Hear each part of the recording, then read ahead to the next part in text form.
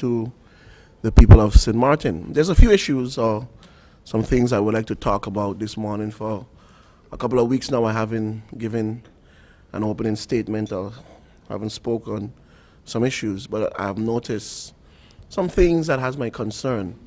I would like to start with the garbage situation on the island. I'm saying this directly to the garbage haulers.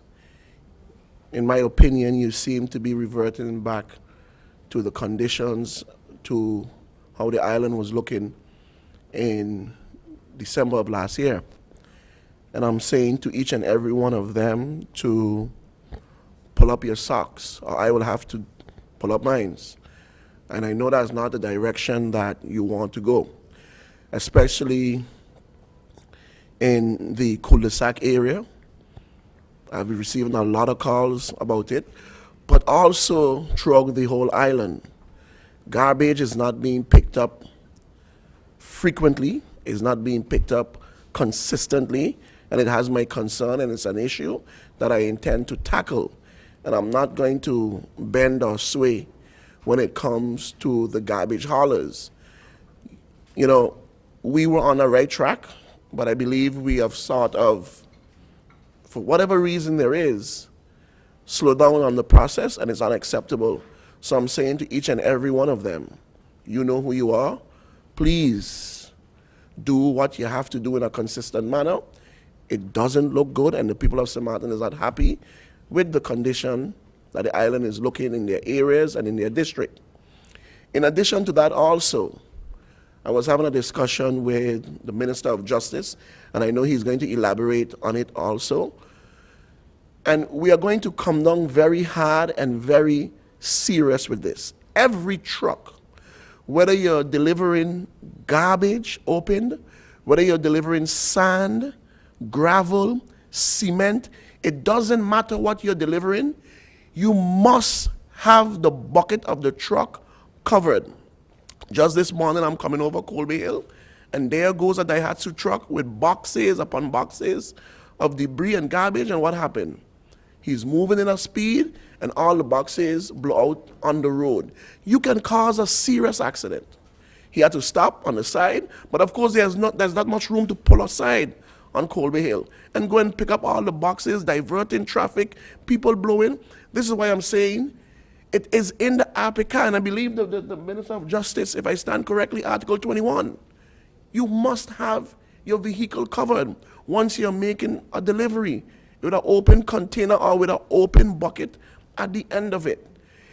It was before I used to see many trucks with a tarpaulin or the covering roll up in the back, and for some reason now they're just moving through the island. Just the other day we had it down in Simpson Bay where a number of sand was offloaded on the road because it's not covered. It's unacceptable, and we are not going to stand for it. You know what you're supposed to do, do it. Cover your trucks. I know for sure that the Minister of Justice is looking into it, and he's going to make his statement because it has our concern. Please cover your trucks. And it is something that you know you're supposed to do. Just the other day, I was also on the Swaliga Road, and the whole road was filtered with garbage. Why?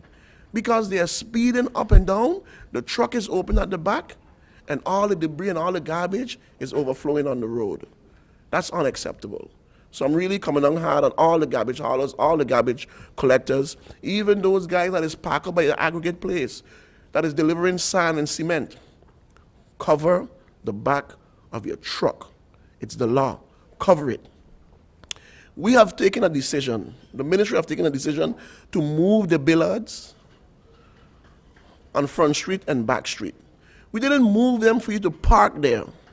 We moved them to make walking easier for pedestrians. We moved them to make it accessible for those that are physically challenged.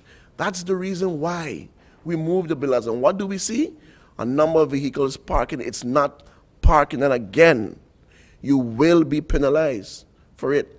Stop parking in Phillipsburg where the billards used to be. It's not a parking area.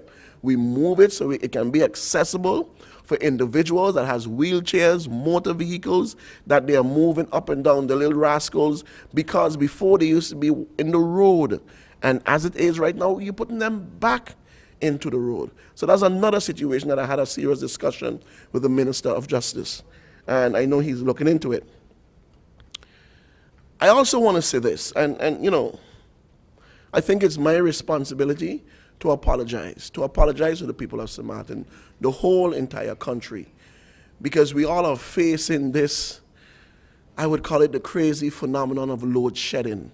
I know you're upset, I know it's disturbing, I know it's hurting, I know your appliances, and I feel responsible in sort of a way. We will solve this problem.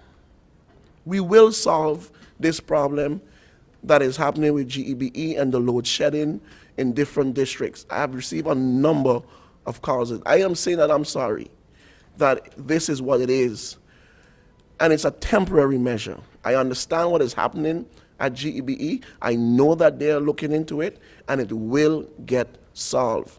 But I feel that I should simply come and tell the people of St. Martin that I understand, I feel their pain, and I know their concern, because I live on this island also. I know it's affecting business. I know it's affecting our way of life. But changes are coming, and they will come, and this soon will be something of the past, because there's a commitment to solve these problems from this government. And we came in and we met a number of things, and one by one, we are going to tackle these issues brick by brick. We are going to build the wall, and step by step, we are going to climb and make things better. So I'm asking the people of St. Martin to bear with us as we look into these matters that is hurting our country and hurting the citizens. I've also taken notice of an article in the Today newspaper concerning a new housing, a new tenants association that was formed, and they're sort of not too happy with the decision that was taken by the board of the Housing Foundation, where Mr. Kelly was appointed to the board. And information that reached me this morning from a board member said that everyone was given the opportunity to submit their names. And based on the time, it's only Bota that had that was in with their names on time, and they couldn't wait no longer. They had to make a decision, and they had to choose a member to sit on the Supervisory Board of Housing. I also would like to inform that Mr. Janssen also has been appointed as a technical director of the Housing Foundation. He has sent in his resignation. He has taken an absence of leave for 1 year from GEBE, and he also was appointed from VROMI, from VROMI. He have also been appointed as a technical director to the Housing Foundation. And up to this morning, I had a discussion with him, and I told him, I would like to see a priority list. And I said, one of my major concerns is the quality of the homes that are being built, because we had a number of individuals that came in and, with the cracks, and the old lady that I spoke about should be one of the things that, should be tackled. So in that direction, I'm also pleased with where we are moving right now. Like I said, it took some time, but eventually as we move along and we start to understand and comprehend the different needs of individuals, I believe we can work things out and come to an amicable solution, whether it's with GEBE, whether it's with the Housing Foundation. And it have never been personal for me. It's just that I want to get things done. There's a direction, there's a vision, and things need to happen because our people are hurting. And I may be a bit rigid and stiff sometimes when I speak in certain ways concerning GEBE, but this is not a third world country. So we shouldn't be having these third world issues. But we are going to fix them. It's going to take us sometimes, but we are going to fix them. I would have discussions with the Minister of Justice. I would have, up to yesterday, I had a lengthy discussion with the Prime Minister in terms of how we should go with housing. And a gentleman with experience and knowing this field, he was like, Minister, you should look into this matter when it comes to the elderly, because we are all concentrating on young professionals, But we are neglecting a large segment of our society, which is our senior citizens. They need affordable homes also. They need homes where they may feel and should feel comfortable. And I know that the Prime Minister would talk about a suggestion. I'll just probably throw in a few words about it. Like I said, we had that discussion and it was a brilliant idea. And I think it's something that we're definitely going to look into and see how we can foster that idea.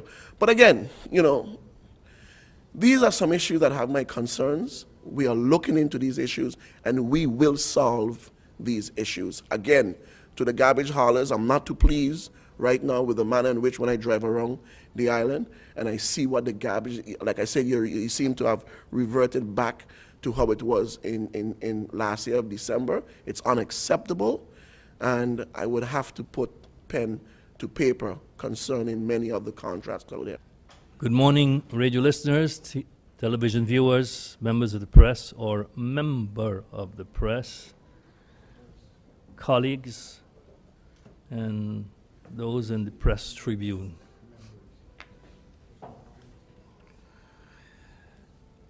I'm pleased to report that the semi-annual report of 2017, as far as the budget 2017 is concerned, has been completed.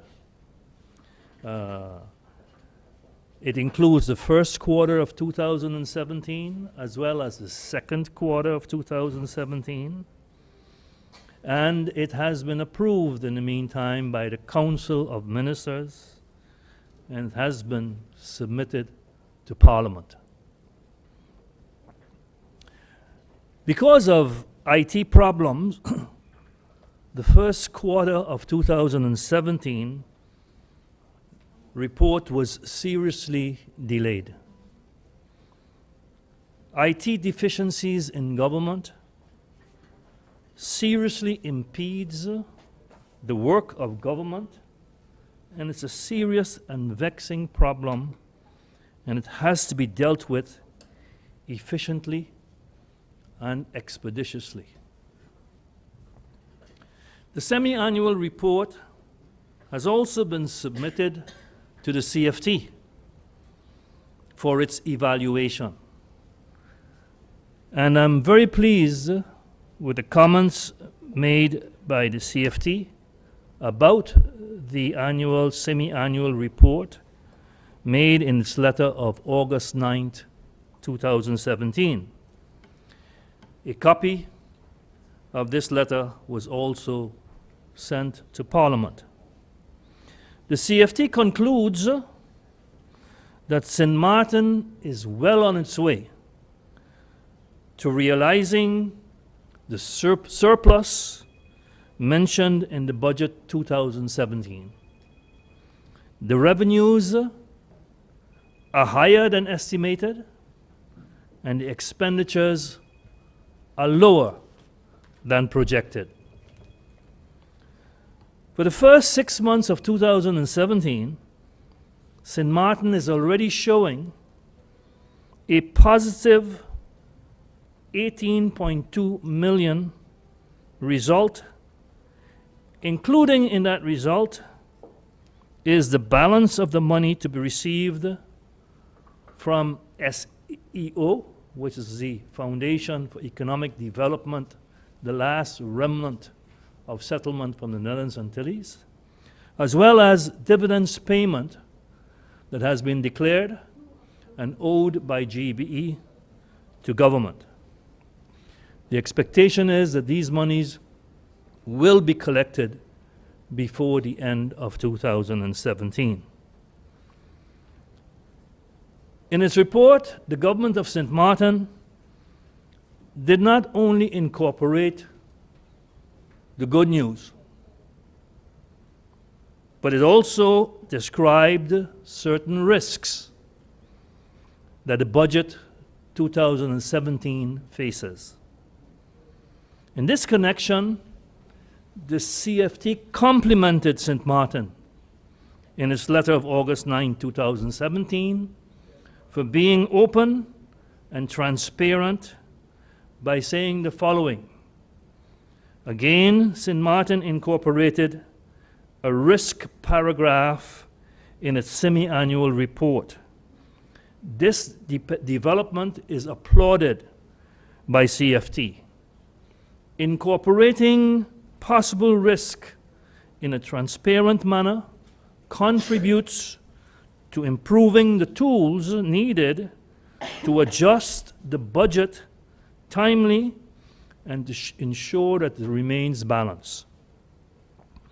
A budget amendment has already been submitted to Parliament or is on its way to Parliament, and the budget amendment for 2017, fine-tuning certain areas of the budget 2017, has already been approved by the Council of Ministers.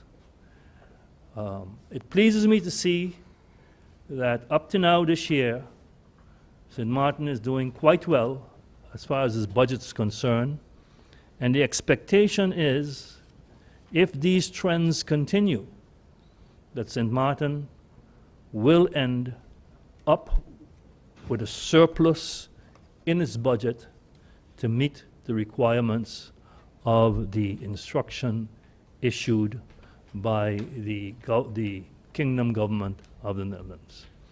Thank you very much. Today, I'd like to take the opportunity to give thanks to NVGEB, HEMCO NV, CECC NV, the workers and the head of the ministry within Division Public Education and the Ministry of Romi New Projects for assisting in making it possible for the electrical upgrade and the air installation to take place at the Leonard Connor School. The official handing over ceremony was done excuse me, on Monday morning, and we must say that the school's management staff, students, parents are all very happy with the transition that they were able to make with the improvements. Of course, several other projects are still pending within the school. As you may remember, in the past, the critical upgrade included also plumbing and cabling, which has not yet taken place at the Leonard Connor School nor at any of the others. So we look forward to being able to put a plan together to be able to finalize it, not just for this one school, but for the other schools as well. A great big thank you, and we look forward to further community participation in being able to realize some of the urgent situations that we are experiencing with maintenance within our public schools. A question was brought to light pertaining to the 4 classrooms that are still not completed at the St. Martin Vocational Training School.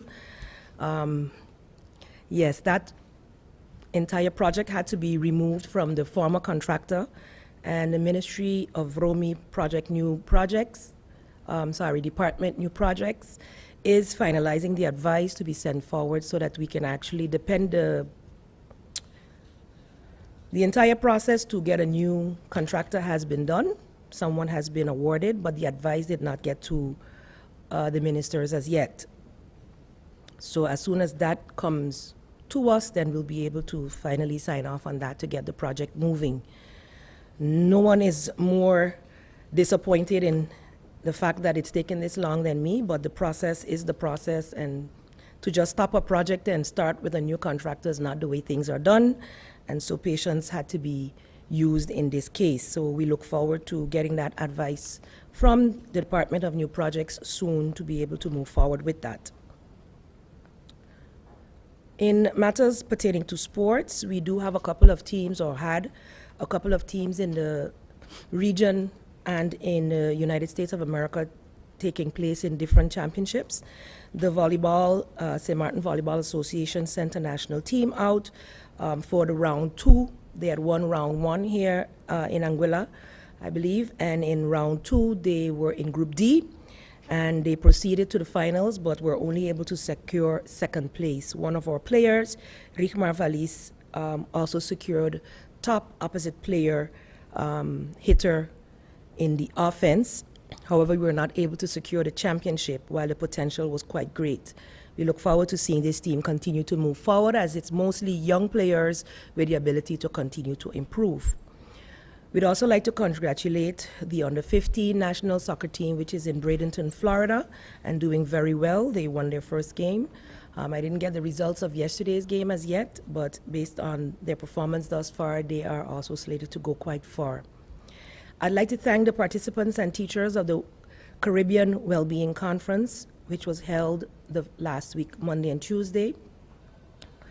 Congratulate the Student Support Services Division, St. Martin Youth Council, and the St. John's University for a job well done.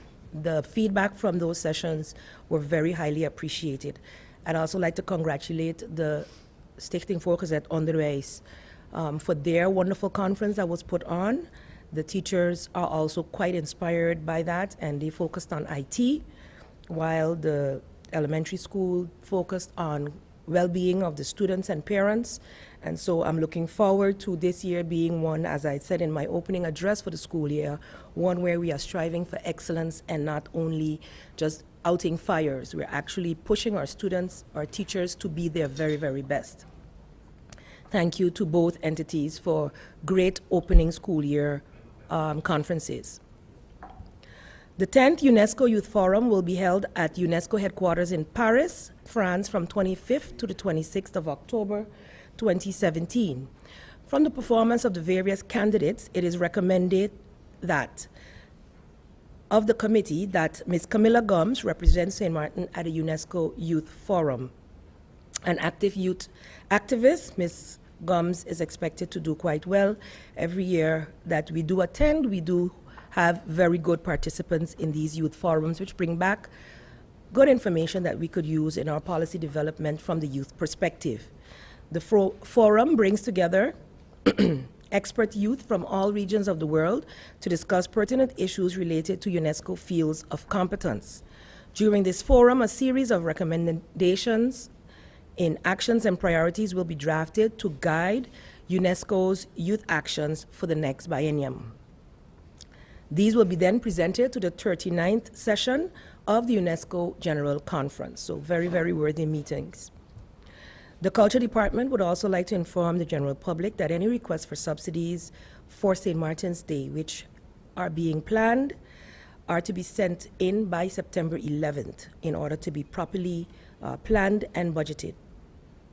Also from the Department of Culture, in collaboration with the St. Martin National Commission, NatCom for UNESCO, we'll be hosting the second round of the National Intangible Cultural Heritage Consultations on Monday, September 4th. Through Wednesday, September 6th from 9 to 4 p.m. at the New Government Building Conference Room at the Swaliga Boulevard, right here in Phillipsburg. The theme for this activity is strengthening capacities for implementing the Convention for the Safeguarding of Intangible Cultural Heritage in St. Martin, and will be facilitated by Global UNESCO Facilitator Mr. David Brown of Jamaica. Persons interested in participating are asked to immediately contact Mrs. Marcelia Henry, Secretary General of UNESCO, via henrymarcelia@gmail.com. That is henrymarcelia@gmail.com, and or the Department of Culture representative, Mrs. Shireen Alambi Duncan, Policy Officer of the Department of Culture at culturedepartmentofsxm@gmail.com. So those are the two persons guiding that process. This one had been initially postponed, but we were able to still pull it off September 4th to 6th. So those willing to be registered for that should contact these two young ladies as soon as possible. From the National Institute for Professional Advancement, the AVA board has sent an official letter to the ministry concerning the resignation of its representative, and we have a 2 months period in order to reappoint someone, a representative to the NEPA board. And as such, we, as a ministry, are doing a thorough search and screening of candidates. An ad will be placed and should be forthcoming soon, but this announcement is to let those interested in holding that function as representative of the ministry to send their motivation letter and CV to the Ministry of Education, addressed to my person, dropped off at the Division for Information Foreseeing at the Old Government Building still. I would also like to inform the general public that the ministry is during the course of next week. Some of the departments will be in the process of moving. So as such, communication might fall here and there, but the cabinet remains available at 520-0285. Rolika Roach can be contacted via the ministry, via that number, as well as Francisca Martinberg, for any messages that cannot get through to the departments that are in the process of moving. We do apologize for that, and look forward to being able to serve the public at 100% quite soon. So any persons needing information should try to get it this week, as next week may be a bit difficult. Back to school drive. The back to school drive, which was held on August 11, 2017, in which we participated with young Kimani Olivachi, was deemed quite a success. We were able to hand over 22 bags, some which were handed out prior to giving them to Kimani to make his deliveries on the 11th, but 6 were actually handed out in the cabinet, persons coming to the cabinet who had made the requests, and we were very happy to be able to do so. We'd like to thank the Honorable Prime Minister William Marlin, all who contributed to this cause via this venue, Mr. Olivachi himself, of course, Van Dorp, Mr. Haresh Bulchan, Strictly Business Foundation, who was doing their own drive but still saw it fit to deliver bags to us, Ministry of Education, Culture, Youth and Sport, and all who contributed from the ministry, Mr. Reed, the Burkle family, Dollar Bazaar, Shemaiah Fleming, and Marie Van Heinigen. Thank you very, very much for your contributions.